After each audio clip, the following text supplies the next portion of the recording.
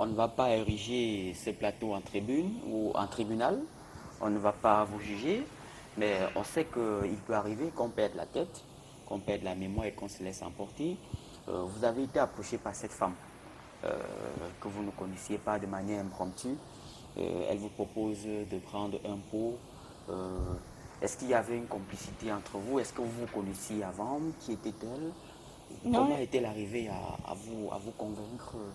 Est-ce que vous y avez pensé depuis que vous vous remettez de ce choc? non, je ne la connaissais pas. Je ne l'ai jamais abordée. C'est elle qui s'est abordée vers moi. Je ne sais pas comment elle a pris ma tête. Puisque tout ce qu'elle parlait, je l'écoutais seulement. Tout ce qu'elle parlait, je l'écoutais. Donc elle tenait ma main comme un enfant qui avait égaré la route. Vous avez passé combien de temps ensemble à peu près? Après, ben, 5 minutes. Hein. 5 minutes. À l'espace de 5 minutes, elle a disparu avec votre bébé. Elle a vraiment disparu à mon bébé. Est-ce que vous avez une idée? Vous pouvez nous faire son portrait? Oui, elle était en cabas. Elle avait que... La tête n'était pas tressée, elle avait le filet, là où les femmes portent souvent. Elle avait le filet, la tête, le cabas et la babouche. La babouche, elle avait un peu les moustaches ici comme un homme, un peu aussi partout là. Oui. Elle était dévoyée en babouche là. Je ne pouvais pas imaginer que cette femme-là pouvait prendre mon bébé et partir avec. Franchement, je vous dis la vérité. Ok, on va approfondir un peu, hein. On va essayer de comprendre davantage tout à l'heure, mais d'abord avec vous, Jonas, comment avez-vous appris la nouvelle? Où étiez-vous, que faisiez-vous et quelle a été votre réaction? Je suis commerçant dans un collège de la place. C'est là où elle m'a appelé quand le coup s'est passé. Elle m'appelle, j'entends les pleurs. Moi, ma première tuerie, que peut-être elle va me dire que l'enfant est décédé. Parce que son dernier coup de fil me disait qu'il faut que. Le pédiatre a dit qu'on doit mettre la perfusion à l'enfant. Quand il m'appelle, il y a les pleurs. Il commence à dire qu'on a volé ton bébé, on a volé ton bébé. Je demande, tu es où? Elle me dit qu'elle est en Dokoti. Je me déporte en Dokoti. Je lui trouve au poste de police. Je demande ce qui s'est passé. Elle me résume la situation. Parce que normalement, elle était normalement troublée. Parce que la version qu'on sort là maintenant, ce n'est pas la première version qu'on a sortie en Dokoti. C'est comme si elle avait eu un choc. Parce que la première version, elle disait qu'elle était en train, elle voulait appeler, et dès qu'elle se tournait, elle n'a plus revu la personne. C'est après 2 jours. Parce que moi-même, ce jour-là, j'étais tellement sur les nerfs que j'ai prononcé un mot que vos collègues, les médias, ont beaucoup parlé, que je lui ai dit qu'il ne faut pas, tant qu'elle n'a pas mon enfant, il faut qu'elle ne doit pas rentrer à la maison. Oui, parce que beaucoup de médias ont grammatisé à leur niveau. Bon, dès que j'ai lancé le mot là, je voulais partir. L'officier qui est là a dit que non, calme-toi, mon gars. Prends ta femme, allez au central numéro 2. Parce que c'est eux qui commandent là-bas. Je me déporte au central numéro 2. On nous entend, comme je dis souvent, à la main courante. Il y a un officier qui est entré là. C'est lui qui me dit que, il nous dit que bon, ça c'est déjà la haute criminalité. C'est pas eux qui gèrent ça. Qu'on descend rapidement à la PJ. Dès qu'on va arriver à la PJ, on va ouvrir les enquêtes une fois. Bon, on a suivi, on est arrivé à la PJ, on nous a encore entendus, on a seulement pris nos coordonnées. On a dit, bon, maintenant vous pouvez rentrer, on va vous appeler. Étant trop sur les nerfs ce jour-là, je suis parti lui laisser chez sa tante. Parce que, à première vue, quand tout le monde, on disait l'histoire là, tout le monde, la majorité des gens disaient que non, il faut qu'on la fouette bien. Mais elle va nous dire, parce que c'est inadmissible que tu ne connais pas quelqu'un, tu lui donnes l'enfant.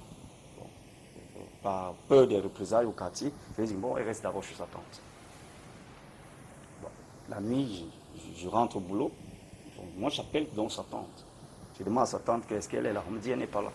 Parce que ce jour-là, c'est ce soir-là qu'elle est revenue, même ici à Equinos. On ne savait même pas là où elle est partie. C'est même quand sa tante a suivi ça, elle était dans les nez. Elle a dit, allez, fiche-moi le camp. Tu vas nous dire là où il y a l'enfant. Mais elle aussi, elle disait ça parce qu'elle était aussi sur les nez. Bon, elle vient ici à Equinos. On a envoyé un monsieur de venir l'accompagner à la maison. Moi, le matin, là, quand j'appelle sa tante dit qu'elle n'a pas dormi là-bas. Moi, je ne savais pas là où elle était. C'est pour ça que j'ai encore dit qu'elle n'a pas dormi. Elle se lève donc traumatisée ce matin. Elle monte. Elle rentre à la PJ. À la PJ maintenant, il y a une femme qui lui dit que non, comme tu as dit ici, va un peu ici, les gendarmes, un peu, avec eux, c'est un peu rapide. On la dirige vers la brigade en Tigan. Ils prennent le dossier en charge. Ils ont commencé à nous auditionner, on me convoque. Bon, ils ont le secret là-bas, en quelque je ne peux pas dire sur le plateau. Ils nous ont dit qu'ils vont nous l'appeler. Jusqu'à maintenant, on attend qu'on nous appelle. C'est ça. Ok. Florian? C'était le premier enfant. Et quel âge avait l'enfant? Ce sont les deux premières questions. Et combien de temps as-tu mis pour repartir chercher ton carnet? Où est-ce que tu l'avais déposé, ton carnet? Non. Je l'avais déposé. Le carnet était à la pharmacie. Le carnet était à la pharmacie. Puisque j'ai guetté cette femme-là. Puisque j'ai regardé le derrière, c'est là où elle m'appelle, elle me dit, tu as oublié ton carnet. Quand je repars, en rentrant encore... C'est la pharmacienne qui vous appelle? Oui, je ne retrouve plus la femme. La femme avait déjà disparu. Et vous avez passé combien de temps dans cette transition-là? Vous avez mis combien de temps? On n'a pas passé... On n'a passé au moins... On n'est pas passé au moins 5 minutes avec elle. Hein. Jusqu'à l'instant que nous sommes sortis, c'est là où... Au moment où on vous appelle, oui. vous veniez chercher votre carnet. C'est là où je vous mettez retrouve... combien de temps pour sortir? 1 minute, 2 minutes, 3 minutes? Non, 1 minute. Je n'ai pas fait une seconde là-bas, une seconde là. Je suis directement, je me suis tournée, la femme n'était plus là en personne. Oui, et mon bébé avait que 1 mois, 3 semaines, il devait avoir que 2 mois la semaine-ci, comme il fait du rôle là. Ça veut dire que votre bébé est né précisément le 19 décembre Oui. 2011. Ok. Sylvestre? Alors, madame, nous rappelons, hein, vous n'êtes pas sur ce plateau dans un tribunal, mais nous posons les questions parce que nous aimerions comprendre réellement ce qui s'est passé. Vous dites que vous avez fait trop 5 minutes avec la dame. On aimerait comprendre entre l'orange qu'elle vous offre en premier, le pot qu'elle vous offre, le temps, vous allez chercher le carnet. On a quand même l'impression qu'en 5 minutes, c'est difficile à réaliser tout ça. Est-ce que, au moins aujourd'hui où vous êtes en train de reprendre vos esprits, vous pouvez peut-être redéfinir le temps exact que vous avez mis avec cette dame? Et si, par exemple, vous la rencontrez aujourd'hui quelque part, est-ce que vous pourriez la reconnaître? Bien sûr, puisque son image est toujours dans ma tête. Puisque même quand je dors, même, je la vois en train de fuir avec mon bébé.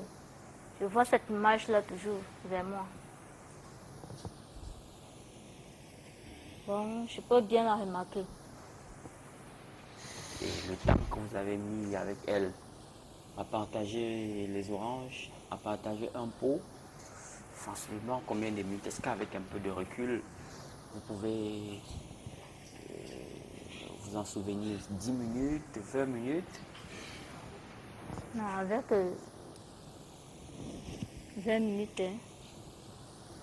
Donc vous avez mis assez de temps avec elle? Oui. Ok, le temps qu'elle disparaît. Alors aujourd'hui, comment vous vous sentez sans votre enfant? Je me sens tellement mal, beaucoup mal même. C'est comme si on avait enlevé un côté de mon cœur.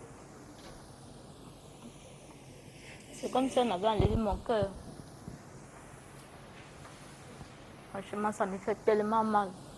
Je n'arrive plus à dormir. Je n'arrive plus à manger. Même quand mon mari me dit souvent qu'il faut manger, ce n'est pas la vie. Je dis non, je ne peux pas manger sans mon bébé. Pourquoi? Ce n'était pas le premier enfant, mais cet enfant m'a tellement fait mal. Tellement fait mal même. Je ne savais pas que ça devait m'arriver. Franchement. Comment vous passez vos journées? Seulement à pleurer ou à prier? Je passe ma journée à prier, à pleurer aussi. À demander à Dieu de m'aider, de me montrer le visage de cette femme-là, de me montrer là où cette femme-là se trouve à présent. Je m'engenouille chaque matin, chaque soir et avant de dormir. Comment il s'appelait votre bébé? Elle, c'était une fille. Oui. Comment elle s'appelle? Elle s'appelait Mouli. Mouli Diane Deji. Ah, j'ai dit à moi. Ok, alors, et vous, Jonas, comment vous vivez ça au quotidien depuis le 7 février, depuis le mardi, c'était un mardi, depuis le mardi 7 février, comment vous vivez votre quotidien sans votre bébé, la nuit sans les pleurs? C'est vraiment très dramatique parce que moi, je suivais les trucs comme ça dans les médias, télé. Bon, ce qui m'est arrivé, pour moi, c'est comme un film. Parfois, je me demande est-ce que c'est vrai même ce qui m'arrive. Je ne peux pas vous dire que je dors, je ne peux pas dormir. Chaque minute, comme actuellement mon téléphone dérange, je ne veux même pas que mon téléphone doit être éteint même quelques minutes. Je me dis toujours que un jour on va m'appeler. Voilà, j'ai trop même appelé, même sur mes 2 enquêteurs, je les ai beaucoup appelés. À chaque moment j'appelle, c'est comment, on dit non, attends, on va t'appeler. À chaque moment, bon, je me suis aussi lassé. Vraiment, ça dépasse. Quand un enfant meurt, même vous voyez le corps, vous enterrez, vous supposez que c'est fini. Mais ce qu'on vit là maintenant, c'est poignant. On ne dort pas. Le sommeil ne vient pas. Parce que quand tu entres dans la chambre, tu vois encore son lait là, c'est tout, les trucs du bébé, là où elle s'est couchée. Tout est encore là sur place parce qu'on a quand même espoir que nos autorités vont faire le maximum d'efforts. Parce que c'est eux et le bon Dieu qu'on a mis espoir là maintenant. Parce que là maintenant, on ne sait plus à quel sens il faut. Les nuits sont longues, sans vous mentir. Sans elles, les nuits sont vraiment longues. Et la famille, quelle est la position de la famille? Qu'est-ce qu'on dit de vous? Qu'est-ce qu'on vous demande de faire en famille? Même aussi, la famille aussi est bouleversée par ça. Ils ne dorment pas. Ils ne dorment pas. Est-ce qu'on vous a proposé des rites traditionnels et tout ça? Non, la famille n'a pas proposé les trucs traditionnels. Bon, le problème, la famille a proposé seulement de prier seulement, de mettre mes 2 pieds en genoux pour prier tellement. Pour que cette femme qui a pris cet enfant-là, qu'elle-même, elle soit jugée pour venir remettre cet enfant-là. Et vivement, vivement que le miracle se produise à travers cette émission. Et rassurez-vous, on ne sait jamais si dans votre entourage vous avez des dames qui manifestent un comportement un peu curieux avec des bébés dont vous doutez de la provenance. On ne sait jamais. Appelez-nous au 33 13 08 10 ou au 33 14 26 18, l'un des numéros qui va s'afficher au bas du petit écran. Et rassurez-vous, cela se fera en toute, dans le strict anonymat. Et vous pouvez faire confiance à notre équipe. Si jamais vous avez ces éléments, vous pouvez nous appeler, faites-nous confiance. Et ça va se faire dans le strict anonymat. Alors, quel est votre vœu le plus cher aujourd'hui, Jonas?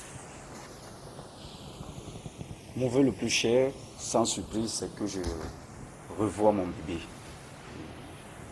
Je supplie, j'implore nos autorités de se mettre vraiment au travail. Je ne suis pas en train de dire qu'ils ne travaillent pas, mais je les implore de se mettre au travail. Parce que je sais quand même que s'ils ont la volonté, ils vont retrouver cet enfant. Parce que nous avons les indices solides à leur possession, que je ne peux pas dire ici à l'antenne, qui peut les pousser à retrouver soit la dame, soit les suspects.